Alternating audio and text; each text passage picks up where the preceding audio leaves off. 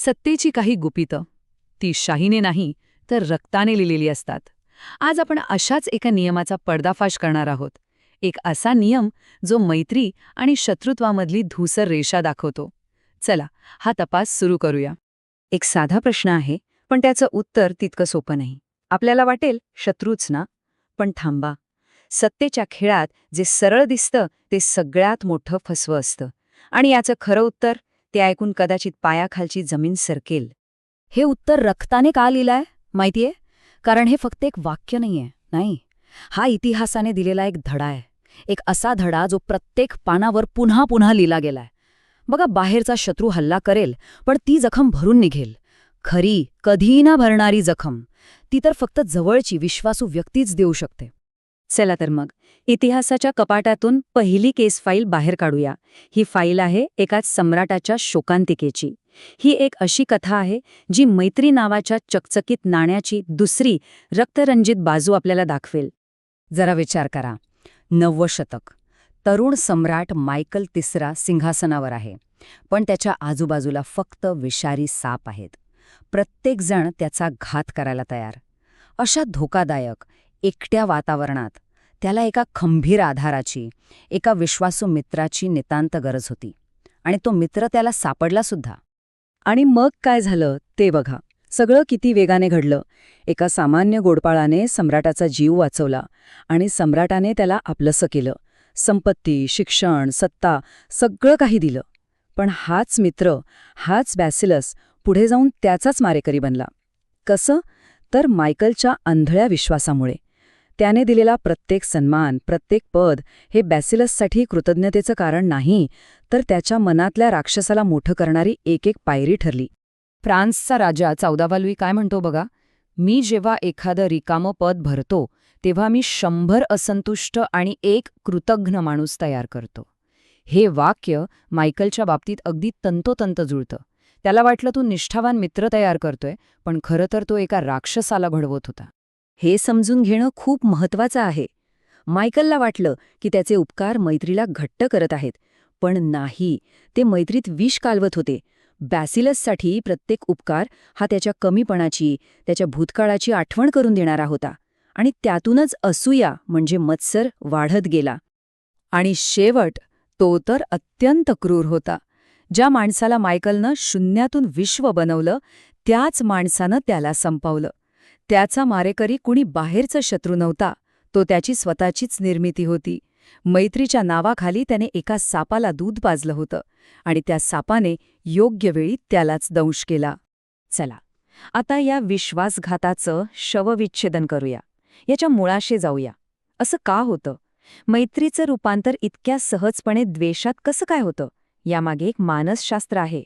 हे बघा, देणाऱ्याला वाटतं की तो निष्ठा आणि मैत्री वाढवतोय, पण घेणाऱ्याच्या मनात काय चाललंय? त्याच्यासाठी तो उपकार म्हणजे एक प्रकारचं बंधन असतं, एक ओझं. प्रत्येक उपकार त्याला त्याच्या कमीपणाची आठवण करून देतो. आणि या ओझ्याखाली कृतज्ञता नाही तर असूया वाढते. असूया म्हणजे नक्की काय? ही फक्त एक भावना नाहीये, नाही, ही एक सावली आहे जी कृतज्ञतेच्या जागी वाढते. ती कानात कुजबुजते की तुला जे मिळालंय ते दान नाहीये, तो तुझा हक्क होता. ती विश्वासघाताला योग्य ठरवते. बॅसिलस याच विषाचा बळी ठरला. पण मायकलला हे दिसलं नाही का? नाही, कोणालाच कधी दिसत नाही. मैत्री आणि अतिविश्वास हे डोळ्यांवर एक अशी पट्टी बांधतात की समोर असलेले धोक्याचे इशारेसुद्धा दिसेनासे होतात. वास्तव समोर असतं, पण आपण ते पाहूच शकत नाही. आता दुसरी तेच फाईल उघडूया. ही कथा आहे एका अशा सम्राटाची जो मायकलसारखाच धोक्यात होता, पण त्याने चूक केली नाही. त्याने मैत्रीच्या मृगजळावर विश्वास ठेवला नाही, तर मानवी स्वभावाच्या थंड कठोर वास्तवाला आपलंसं केलं. इसवी सन 959 सम्राट संग सिंहासनावर आला. पण त्याची परिस्थिती मायकलपेक्षा वेगळी नव्हती. त्याचे तथाकथित मित्र, त्याचे सेनापती त्याचा घात करायला टपलेले होते. पण संग वेगळा होता. तो या मैत्रीच्या जाळ्यात अडकला नाही. त्याने जी खेळी खेळली ती थक्क करणारी आहे. त्याने आपल्या मित्रांना म्हणजे संभाव्य धोक्यांना मारलं नाही. उलट त्याने त्यांना निवृत्ती देऊन अमाप संपत्ती दिली. एक प्रकारे त्यांची बंड करण्याची इच्छाच काढून घेतली. आणि मग त्या मोक्याच्या जागांवर कोणाला बसवलं? आपल्या पूर्वीच्या शत्रूंना. हे विरोधाभासासारखं वाटेल, पण यामागे खोल विचार आहे. बघा, ज्याचा जीव आपण वाचवतो तो कायम आपला ऋणी राहतो. पण मित्राला बढती दिली की त्याच्या अपेक्षा वाढतात. शत्रूला जेव्हा आपण संधी देतो तेव्हा त्याच्याकडे गमावण्यासारखं काही नसतं, पण स्वतःला सिद्ध करण्याची प्रचंड इच्छा असते. तो जास्त निष्ठावान ठरतो. आणि संगाने हे फक्त बोलून दाखवलं नाही, तर करून दाखवलं. त्याने एका पूर्वीच्या शत्रूचा विश्वास जिंकण्यासाठी विषाचा संशय असलेला प्याला स्वतः प्यायला. दुसऱ्या एका प्रतिस्पर्ध्याला मृत्यूदंडाऐवजी क्षमा केली. त्याने हे ओळखलं होतं की कृतज्ञतेपेक्षा भीती आणि स्वार्थ हे जास्त पक्के बंध आहेत.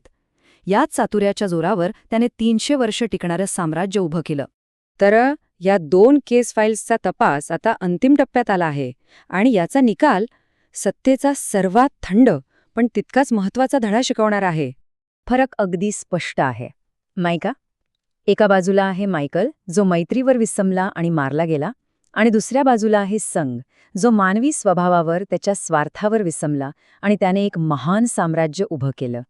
मायकलने स्वतःचा विनाशक घडवला, तर संगने आपल्या शत्रूंपासून निष्ठा घडवली. त्याने शत्रू संपवले नाहीत, त्याने शत्रुत्व संपवलं. आणि हेच ते कटू सत्य आहे. निष्ठा ही भूतकाळातल्या उपकारांमधून नाही, तर भविष्यात स्वतःला सिद्ध करण्याच्या गरजेतून जन्माला येते. ज्या मित्राकडे गमावण्यासाठी काहीच उरलेलं नाही, तो धोकादायक बनतो. पण ज्या शत्रूला स्वतःला सिद्ध करायचं आहे, तो एक विश्वासू शस्त्र बनू शकतो. आता आपल्या आजूबाजूला बघा, कोणाला स्वतःला सिद्ध करायचंय आणि कोणाकडे गमावण्यासाठी काहीतरी आहे. या प्रश्नाचं उत्तरच ठरवेल की आपल्या जगात कोणावर विश्वास ठेवायचा आणि कोणापासून सावध राहायचं. कारण सत्तेच्या खेळात हाच फरक जगण्या आणि मरण्यामधला फरक ठरवतो.